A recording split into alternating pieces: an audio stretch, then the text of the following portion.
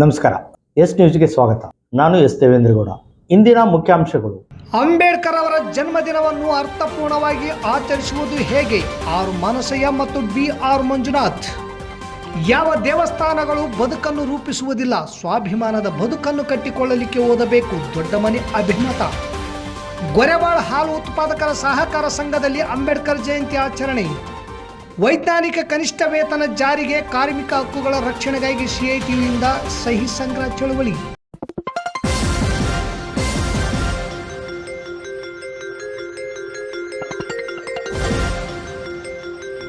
S news, ಇದು ನಿಮ್ಮ ಧ್ವನಿ. ವಾರ್ತೆಗಳ ವಿವರ.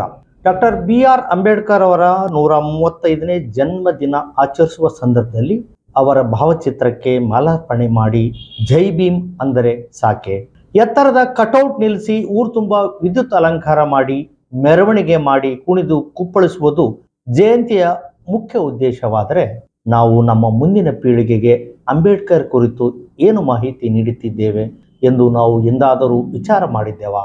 ಅಂಬೇಡ್ಕರ್ ಜಯಂತಿ ಮೂಲಕ ನಾವು ಕಲಿಯಬೇಕಾದ, ಅನುಸರಿಸಬೇಕಾದ ಸಂಗತಿಗಳು ಯಾವುವು, ಹೇಗೆ ಆಚರಿಸಬೇಕು ಎಂದು ಆರ್ ಮಾನಸಯ್ಯ ಮತ್ತು ಡಾಕ್ಟರ್ BR ಮಂಜುನಾಥ್ ಅವರು ತಮ್ಮ ಮಾತುಗಳನ್ನು ಹಂಚಿಕೊಂಡಿದ್ದಾರೆ. ಅವರ ಮಾತುಗಳನ್ನು ಕೇಳಿದಲ್ಲಿ ಮುಂದೆ ಕಾರ್ಯಕ್ರಮ ಹೇಗೆ ಮತ್ತು ಯಾಕೆ ಆಚರಿಸಬೇಕು ಎಂದು ತಿಳಿಯುತ್ತದೆ ಎನ್ನುವುದು ಎಸ್ ನ್ಯೂಸ್ನ ಸ್ಪಷ್ಟ ಅನಿಸಿಕೆ.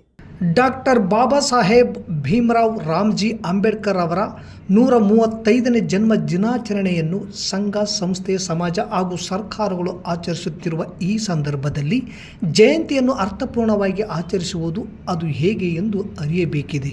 ನಮ್ಮ ಕೂಲಿ ಪಾತಾಳಕ್ಕಿಳಿದಿದೆ, ಅವರ ಲಾಭ ಆಕಾಶಕ್ಕೇರಿದೆ. ಪರಿಣಾಮ ದೇಶದ ರೈತ ಕಾರ್ಮಿಕರ ಆರ್ಥಿಕತೆಯು ಸಂಪೂರ್ಣ ದಿವಾಳಿಯಾಗಿದೆ. ಜಾತಿ ಅಸ್ಪೃಶ್ಯತೆ ಹಾಗೂ ಹೆಣ್ಣು ಗಂಡಿನ ನಡುವಿನ ತಾರತಮ್ಯ ತಾರಕಕ್ಕೇರಿದೆ. ಮುಸ್ಲಿಂ ವಿರೋಧಿ ಜನಾಂಗೀಯ ದ್ವೇಷ ಜ್ವಾಲಾಮುಖಿಯಾಗಿ ಹೊರಬರುತ್ತಿದೆ. ಸಂಸದೀಯ ಪ್ರಜಾಪ್ರಭುತ್ವದ ಅಡಿಗಲ್ಲಾದ ಸಂವಿಧಾನ ಸ್ಮಾರಕವಾಗುತ್ತಿದೆ. ಸುಪ್ರೀಂ ಕೋರ್ಟ್ ಹಾಗೂ ಚುನಾವಣಾ ಆಯೋಗಗಳು ಬಲಪಂಥೀಯ ಭಯೋತ್ಪಾದಕರ ಸಾಧನಗಳಾಗುತ್ತಿವೆ. ಸ್ವಾತಂತ್ರ್ಯ, ಸಹೋದರರಂತೆ ಹಾಗೂ ಸಮಾನತೆಗಳು ದೇಶದ್ರೋಹದ ಆರೋಪಕ್ಕೆ ಗುರಿಯಾಗಿ ನಿಂತಿವೆ. ಬುದ್ಧ, ಬಸವಣ್ಣ, ಭಗತ್ ಸಿಂಗರ ಬದುಕು, ಬೋಧೆ ಹಾಗೂ ತ್ಯಾಗ ಬಲಿದಾನಗಳ ಅಸಲಿತನಗಳ ಅಪಹಾಸ್ಯ ನಡೆದಿದೆ. ಸಮುದ್ರದಲ್ಲಿ ನೀರಿನ ಪಾತ್ರವನ್ನು ಅಲ್ಲಗಳೆದವರೇ ಇಂದು ಸಂವಿಧಾನ ರಚನೆಯಲ್ಲಿ ಬಾಬಾ ಸಾಹೇಬರ ಪಾತ್ರವನ್ನು ಅಲ್ಲಗಳೆಯುತ್ತಿದ್ದಾರೆ. ವಿರೋಧವೇ ಇರಬಾರದು ಎಂಬ ಅವಿರೋಧಿ ಅಪಾಯಕ್ಕೆ ಭಾರತವನ್ನು ಎಳೆದೊಯ್ಯುತ್ತಿರುವ ಅತ್ಯಂತ ಅಪಾಯಕಾರಿ ದುರಿತ ದಿನಗಳಲ್ಲಿ ನಾವು ಬೋಧಿಸತ್ವ ಬಾಬಾ ಸಾಹೇಬರ ಜಯಂತಿಗಳಲ್ಲಿ ಡಾಕ್ಟರ್ ಅಂಬೇಡ್ಕರ್ ಯಾರು, ಅಂಬೇಡ್ಕರ್ ಪ್ರತಿಪಾದಿಸಿದ ಮೀಸಲಾತಿ ಯಾವುದು, ಯಾರು ಸ್ವಾತಂತ್ರ್ಯಕ್ಕಾಗಿ ಅಂಬೇಡ್ಕರ್ ಹೋರಾಡಿದರು, ಯಾರ ಸ್ವತಂತ್ರಕ್ಕಾಗಿ ಅಂಬೇಡ್ಕರ್ ಹೋರಾಡಿದರು, ಜಾತಿ ನಿರ್ಮೂಲನೆಗೆ ಅಂಬೇಡ್ಕರ್ ತೋರಿದ ದಾರಿ ಯಾವುದು, ಅಂಬೇಡ್ಕರ್ ಅಧ್ಯಯನದ ಆಳ ಅಗಲ ಅರಿಯಲು ಅಂಬೇಡ್ಕರ್ ಅವರ ಮುಖ್ಯ ರಚನೆಗಳಾದ ಸ್ವತಂತ್ರ ಕಾರ್ಮಿಕ ಪಕ್ಷದ ಪ್ರಣಾಳಿಕೆ, ಅಖಿಲ ಭಾರತ ಪರಿಶಿಷ್ಟ ಜಾತಿಗಳ ಒಕ್ಕೂಟದ ಕಾರ್ಯಕ್ರಮ, ಗಾಂಧಿ ಹಾಗೂ ಕಾಂಗ್ರೆಸ್ ದಲಿತರಿಗೆ ಮಾಡಿದ್ದೇನು, ಹಿಂದೂ ಧರ್ಮದ ತತ್ವಶಾಸ್ತ್ರ, ಜಾತಿ ನಿರ್ಮೂಲನೆ, ಅಸ್ಪೃಶ್ಯರು, ಶೂದ್ರರು ಯಾರು, ಕ್ರಾಂತಿ ಪ್ರತಿಕ್ರಾಂತಿ, ಬುದ್ಧ ಹಾಗೂ ಕಾರ್ಲ್ ಮಾರ್ಕ್ಸ್, ಬುದ್ಧ ಮತ್ತು ಅವನ ಧಮ್ಮ ಕೃತಿಗಳನ್ನು ಅಧ್ಯಯನ ಮಾಡಬೇಕು.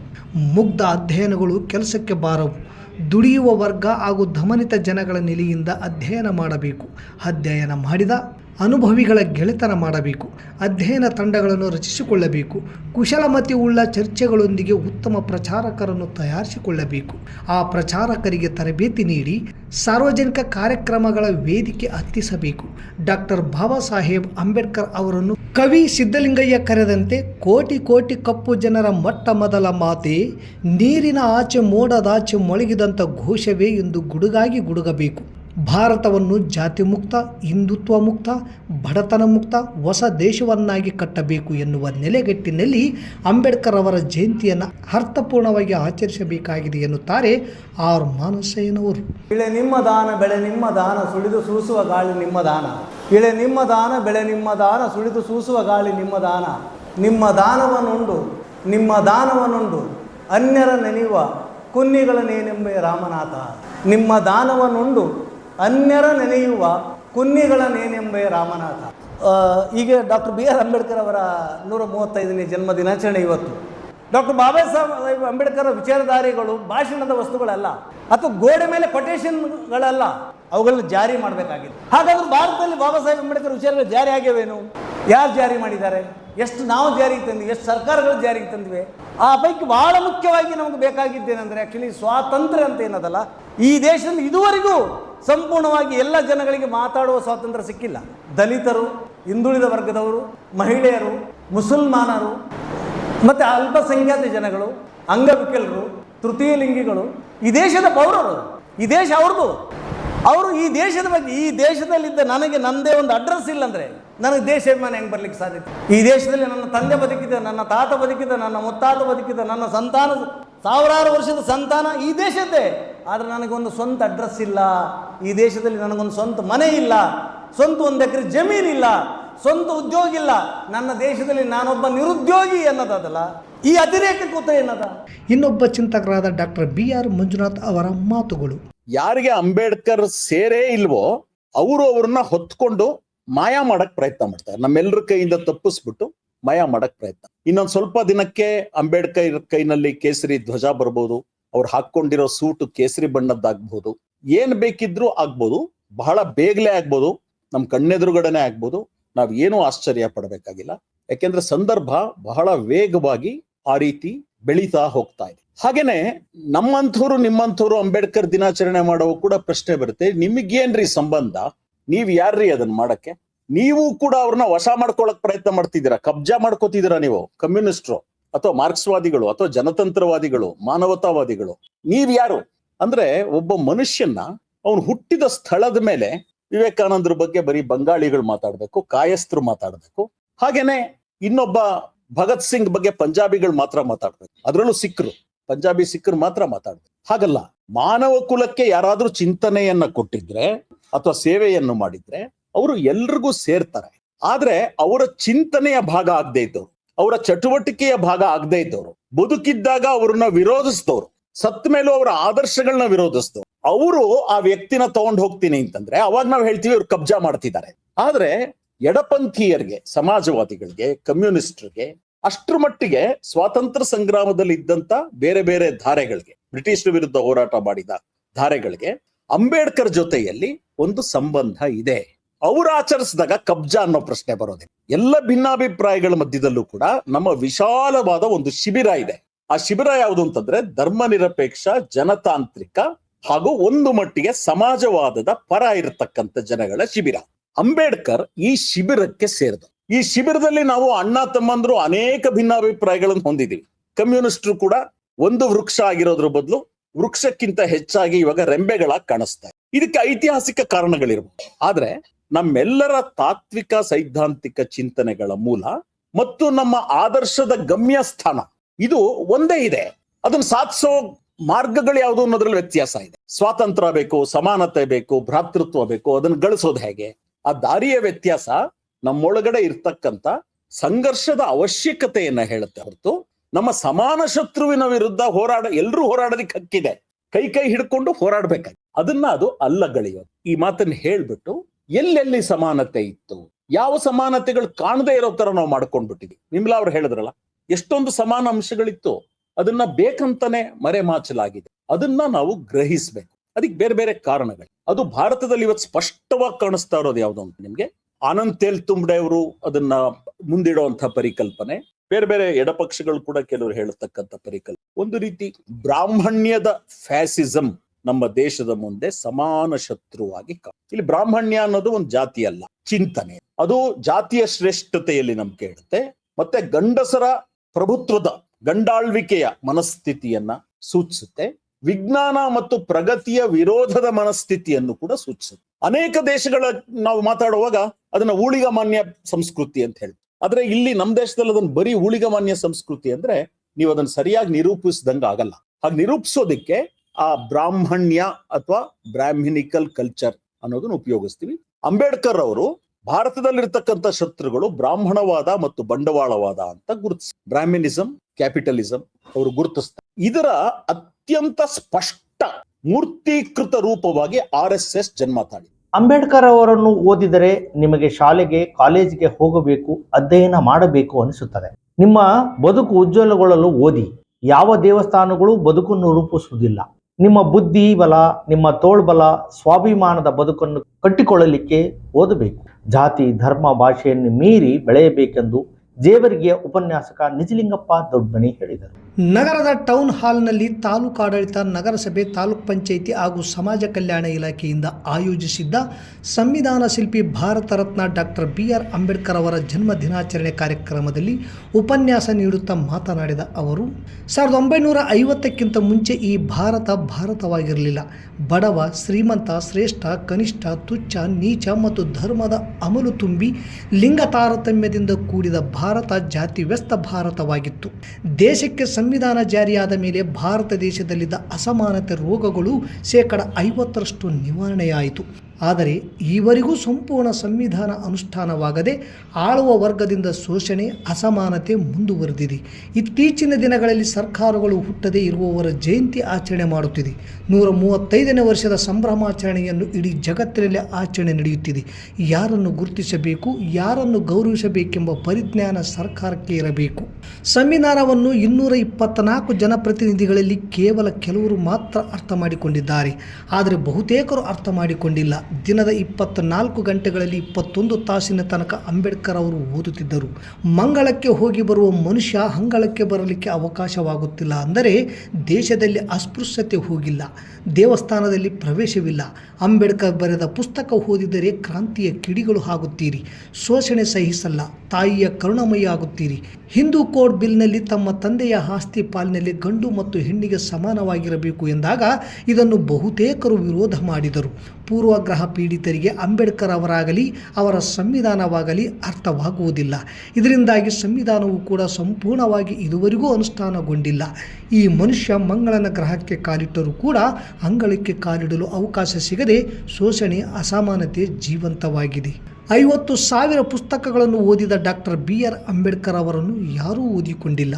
ಶಾಸನಸಭೆಯಲ್ಲಿ ಇರುವವರ ಪೈಕಿ ಬಹುತೇಕ ಜನರು ಬಾಬಾ ಸಾಹೇಬರು ರಚಿಸಿದ ಸಂವಿಧಾನವನ್ನು ಕೂಡ ಅರ್ಥೈಸಿಕೊಂಡಿಲ್ಲ. ಬಾಬಾ ಸಾಹೇಬರ ಚಿಂತನೆಗಳು ಕ್ರಾಂತಿಯ ಕಿಡಿಯ ಜೊತೆಗೆ ತಾಯಿಯ ಮಮತೆ, ಹೃದಯವಂತಿಕೆ ಮೂಡಿಸುತ್ತದೆ. ಅಂಬೇಡ್ಕರ್ ಸಂವಿಧಾನದಿಂದ ಸಮಾಜದಲ್ಲಿ ಜೀವನ ಮಾಡುವ ಪ್ರತಿಯೊಬ್ಬರಿಗೆ ಗೌರವ ಹೆಚ್ಚಾಗಿದೆ. ಶಿಕ್ಷಿತರು ಮುಂದೆ ಬರಬೇಕು, MLA ಆಗಬೇಕು, ನಮ್ಮನ್ನಾಳುವವರು ಬುದ್ಧಿವಂತರಾಗಬೇಕು. ಹೆಣ್ಣನ್ನು ಕನಿಷ್ಠ ಎಂದು ತಿಳಿಯುವ ಸಮಾಜದಲ್ಲಿ ಸಂವಿಧಾನ ಮಹಿಳೆಯರಿಗೆ ಸ್ವಾತಂತ್ರ್ಯ ಕೊಟ್ಟಿದೆ. ಸಂವಿಧಾನದಿಂದ ಮಹಿಳೆ ರಾಷ್ಟ್ರಪತಿಯಾಗಿದ್ದು ಎಂಬುದನ್ನು ಯಾರೂ ಮರೆಯಬಾರದು. 75 ವರ್ಷದಲ್ಲಿ ಬೇರೆ ದೇಶದ ಸಂವಿಧಾನ ತಿದ್ದುಪಡಿಯಾದವು. ಆದರೆ 75 ವರ್ಷಗಳು ಕಳೆದರೂ ಭಾರತದಲ್ಲಿ ಭದ್ರವಾಗಿದೆ ಎಂದು ಹೇಳಿದರು. RDCC ಬ್ಯಾಂಕ್ ನಿರ್ದೇಶಕ ಸೋಮನೂರು ಬಾದರ್ಲೆ ಮಾತನಾಡಿ, ಅಂಬೇಡ್ಕರ್ ಅವರ ಹೋರಾಟದ ಮಾದರಿಯಾಗಿ ಅಧಿಕಾರ ಅನುಭವಿಸಲು ಸಾಧ್ಯವಾಗುತ್ತಿದ್ದಿಲ್ಲ. ಅಂಬೇಡ್ಕರ್ ಅವರ ಹೋರಾಟ ಮತ್ತು ಜೀವನ ತತ್ವಾದರ್ಶಗಳು ಸಮಾಜಕ್ಕೆ ಮಾದರಿ. ಸಾಮಾನ್ಯರು ಸಾಮಾನ್ಯರಾಗೇ ಉಳಿಯುತ್ತಿದ್ದರು. ಸಂವಿಧಾನದಿಂದಲೇ ಪ್ರತಿಯೊಬ್ಬರಿಗೂ ಅವಕಾಶಗಳು ದೊರೆಯುತ್ತಿವೆ ಎಂದರು. PLD ಬ್ಯಾಂಕ್ ಅಧ್ಯಕ್ಷ M. ದೊಡ್ಡ ಬಸವರಾಜ್ ಮಾತನಾಡಿ, ಸಾಮಾಜಿಕವಾಗಿ, ಆರ್ಥಿಕವಾಗಿ, ಶೈಕ್ಷಣಿಕವಾಗಿ ಶಕ್ತಿ ತುಂಬಿದ ಅಂಬೇಡ್ಕರ್ ಅವರು ಸೂರ್ಯಚಂದ್ರರು ಇರುವವರೆಗೂ ಅಂಬೇಡ್ಕರ್ ಅವರ ಹೆಸರು ಮತ್ತು ಅವರು ರಚಿಸಿದ ಸಂವಿಧಾನ ಶಾಶ್ವತವಾಗಿರುತ್ತದೆ. ವಿಶ್ವದಲ್ಲಿ ಅಂಬೇಡ್ಕರ್ ಅವರು ಜನ್ಮ ತಾಳಿದ್ದು ಭಾರತೀಯರ ಸೌಭಾಗ್ಯ. ಶ್ರೇಷ್ಠ ಮತ್ತು ಬೃಹತ್ ಲಿಖಿತ ಸಂವಿಧಾನ ನಮಗೆ ದಾರಿದೀಪವಾಗಿದೆ. ಮನುಷ್ಯರಲ್ಲಿ ಮನುಷ್ಯರನ್ನು ಕಾಣದ ಸಂಪ್ರದಾಯ ವಿರೋಧಿಸಿ ಮೌಢ್ಯ ದಾಸ್ಯವನ್ನು ಮುಕ್ತಿಗೊಳಿಸಿ ಸ್ವಾಭಿಮಾನದ ಬದುಕನ್ನು ಬಾಬಾ ಸಾಹೇಬ್ ಅಂಬೇಡ್ಕರ್ ಕಟ್ಟಿಕೊಟ್ಟರು. ಎಲ್ಲ ಜನಾಂಗದವರಿಗೆ ನ್ಯಾಯ ನೀಡುವ ಪರಿಕಲ್ಪನೆಯನ್ನೇ ಇಟ್ಟುಕೊಂಡು ಪವಿತ್ರ ಮತ್ತು ಶ್ರೇಷ್ಠವಾದ ಸಂವಿಧಾನವನ್ನು ರಚಿಸಿ ಭಾರತಕ್ಕೆ ನೀಡಿದ್ದಾರೆ ಎಂದರು. ತಹಸೀಲ್ದಾರ್ ಅರುಣ್ಕುಮಾರ್ ದೇಸಾಯಿಯವರು ಪ್ರಾಸ್ತಾವಿಕವಾಗಿ ಮಾತನಾಡಿದರು. ಜಯಂತಿ ಹಿನ್ನೆಲೆ ಸಂವಿಧಾನ ಶಿಲ್ಪಿ ಡಾಕ್ಟರ್ ಬಾಬಾ ಸಾಹೇಬ್ ಅಂಬೇಡ್ಕರ್ ಅವರ ಭಾವಚಿತ್ರವನ್ನು ಸಾರೋಟಿನಲ್ಲಿ ಇಟ್ಟುಕೊಂಡು ನಗರದ PWD ಕ್ಯಾಂಪಿನ ಅಂಬೇಡ್ಕರ್ ವೃತ್ತದಲ್ಲಿ ಅವರ ಮೂರ್ತಿಗೆ ಮಾಲಾರ್ಪಣೆ ಮಾಡಿ ಅದ್ಧೂರಿಯಾಗಿ ಮೆರವಣಿಗೆ ಮಾಡುವ ಮೂಲಕ ಟೌನ್ ಹಾಲ್ ತಲುಪಿದರು. ಇದೇ ವೇಳೆ ರಾಜಕೀಯ ಮುಖಂಡರು, ಅಧಿಕಾರಿಗಳು, ದಲಿತ ಪರ ಸಂಘಟನೆ ಮುಖಂಡರು, ಅಧಿಕಾರಿಗಳು ಭಾಗವಹಿಸಿದ್ದರು. ಈ ಕಾರ್ಯಕ್ರಮದಲ್ಲಿ ಕಾಂಗ್ರೆಸ್ ಯುವ ಮುಖಂಡ ವೆಂಕಟರಾವ್ ಬಾದರ್ಲಿ, ನಗರಸಭೆ ಪೌರಾಯುಕ್ತ ಪಾಂಡುರಂಗ ಇಟಗಿ, DYSP G. ಚಂದ್ರಶೇಖರ್, ಸರ್ಕಾರಿ ನೌಕರರ ಸಂಘದ ಅಧ್ಯಕ್ಷ ಚಂದ್ರಶೇಖರ್ ಹಿರೇಮಠ್, ತಾಲೂಕ್ ಪಂಚಾಯತ್ ಇಒ ಚಂದ್ರಶೇಖರ್, ತಾಲೂಕು ಮಟ್ಟದ ಅಧಿಕಾರಿಗಳಾದ ಭೀಮಣ್ಣ, ವೆಂಕಟೇಶ್, ಸಾಬಣ್ಣ ವಗ್ಗಾರ್, ಲಿಂಗಪ್ಪ ಅಂಗಡಿ, ಲಿಂಗನಗೌಡ, ಅಶೋಕ್ ಕುಮಾರ್ ಸೇರಿದಂತೆ ಅನೇಕರಿದ್ದರು. 26ಕ್ಕೆ ಈ ದೇಶಕ್ಕೆ ಸಂವಿಧಾನ ಜಾರಿಗೆ ಬಂದ ಮೇಲೆ ಈ ತಲೆಯಿಂದ ಪಾದದವರೆಗೆ ಇರತಕ್ಕಂಥ ರೋಗಗಳು ಏನಿದೆಯಲ್ಲ, ಇವುಗಳಲ್ಲಿ 50% ರೋಗ ಸರ್ವ ನಿವಾರಣೆ. ಅದಕ್ಕೆ ಕಾರಣ ಸಂವಿಧಾನ. ಆದ್ರೆ ಇಲ್ಲಿಯವರೆಗೆ 75 ವರ್ಷಗಳವರೆಗೆ ಎಲ್ಲ ರೋಗಗಳು ನಿವಾರಣೆ ಆಗಬೇಕಾಗಿತ್ತು. ಆದ್ರೆ ರೋಗ ನಿವಾರಣೆ ಮಾಡುವಂತ ಡಾಕ್ಟರ್ಸ್ಗಳು, ಅರ್ಥಾತ್ ನಮ್ಮನ್ನು ಆಳುವಂತವರು ಅವರೇ ರೋಗಿಗಳಿರುವ ಕಾರಣಕ್ಕಾಗಿ ಇವತ್ತಿಗೂ ಕೂಡ ಭಾರತ ನರಳುತ್ತಾ ಇದೆ. ನಮಸ್ಕಾರ ಕರ್ನಾಟಕ. ರಿಲ್ಯಾಕ್ಸ್ ಮೂಡ್ಗೆ ಏನಾದ್ರೂ ಪ್ಲಾನ್ ಮಾಡ್ತಿದ್ರೆ ನಾನ್ ನಿಮ್ಗೊಂದು ಅದ್ಭುತ ಪ್ರಪಂಚನ ಪರಿಚಯಿಸ್ತಿದ್ದೀನಿ ನೋಡಿ. ನೀವೊಮ್ಮೆ ಈ ಸ್ಥಳಕ್ಕೆ ಭೇಟಿ ನೀಡಿದ್ರೆ ನಿಜವಾಗ್ಲೂ ಖುಷಿಯಲ್ಲಿ ಕಳೆದು ಹೋಗ್ತೀರಾ. Gandharvagiri adventures and nature retreat. ಬಳ್ಳಾರಿಯಿಂದ ಬೆಂಗಳೂರು ರಸ್ತೆ ಮೂಲಕ ಸಾಗಿದ್ರೆ ಡಿ ಹಿರಾಳ್ ಅನ್ನೋ ಗ್ರಾಮ ಸಿಗುತ್ತೆ. ಅಲ್ಲಿಂದ ಜಸ್ಟ್ 1.5 ಕಿಲೋಮೀಟರ್ ಬಸಾಪುರ ರಸ್ತೆ ಬಂದ್ರೆ ನಿಮಗೆ ಸಿಗುತ್ತೆ ಪ್ರಕೃತಿ ಸೊಬಗಲ್ಲಿ ಸರಿಸುಮಾರು 50 ಎಕರೆ ವಿಶಾಲವಾದ ಪ್ರದೇಶದಲ್ಲಿ ನಿರ್ಮಾಣವಾಗಿದೆ Gandharvagiri adventures and nature retreat ಎನ್ನುವ ಸುಂದರ ಪ್ರಪಂಚ. ಇಲ್ಲಿಯ ವಿಶಾಲವಾದ ಆಕ್ಟೋ ಸ್ವಿಮ್ಮಿಂಗ್ ಪೂಲ್ ಮತ್ತು ಡೋನಟ್ ಬೋಟ್, ಟ್ರೆಂಡಿಂಗ್ ನಲ್ಲಿರೋ ಫೋಟೋ ಶೂಟ್ ಗೆ ನಿರ್ಮಾಣವಾಗಿದೆ ಕ್ಯಾಂಡಿ ಲ್ಯಾಂಡ್ ಎನ್ನುವ ಕಲರ್ಫುಲ್ ಪ್ರಪಂಚ. ಪ್ರಕೃತಿ ಮಡಿಲಲ್ಲಿನ ಅಡ್ವೆಂಚರ್ಸ್, ಅತಿ ಉದ್ದದ ಜಿಪ್ ಲೈನ್ ಮೂಲಕ ಸಾಗುವ 60 ಸೆಕೆಂಡ್ಗಳ ರೋಚಕ ಅಡ್ವೆಂಚರ್ ಅನುಭವ ವಿಶೇಷ ಥ್ರಿಲ್ಲಿಂಗ್ ನೀಡುತ್ತೆ. ಜೊತೆಗೆ ಚಿಕ್ಕ ಮಕ್ಕಳು ತುಂಬಾನೇ ಇಷ್ಟಪಡೋ dashing car, dragon ride, bull rodeo, mono train, jumping frog, plane MGR, ಫಾಂಡಾ train, Columbus, flying carousel, archery, air rifle shooting, frisbee, super jet ride, Kalpavriksha centre. ಇದೇನಂತೀರಾ? ಮಾವಿನ ಮರದ ಅಂಗಳದಲ್ಲಿ ಭೋಜನ ಸವಿಯೋ ಮಜಾನೇ ಬೇರೆ ಕಣ್ರಿ. ಅದರಲ್ಲೂ ಇಲ್ಲಿ ಪ್ಯೂರ್ ಆರ್ಗ್ಯಾನಿಕ್ ಹೈಜಿನಿಕ್ ಫುಡ್ ಗೆ ಒತ್ತು ಕೊಟ್ಟು ನಿರ್ಮಿಸಲಾಗಿದೆ. Kids swimming pool, DJ with rain dance, youngsters ಅಂತೂ ಫುಲ್ ಎಂಜಾಯ್ ಮಾಡ್ತಾರೆ. ಇನ್ನು ಗಂಧರ್ವಗಿರಿಯ ಅತ್ಯಾಕರ್ಷಕ ತಾಣವಾದ ವಿಶಾಲವಾದ ಅಡಲ್ಟಸ್ ಆಕ್ಟೋ ಸ್ವಿಮ್ಮಿಂಗ್ ಪೂಲ್ ನಲ್ಲಿ ಸಖತ್ ಎಂಜಾಯ್ ಮಾಡಬಹುದು. ಬಗೆ ಬಗೆಯ ಬಣ್ಣ ಬಣ್ಣದ ವಿವಿಧ ಪಕ್ಷಿಗಳ ಅನಿಮಲ್ ಕಿಂಗ್ಡಮ್.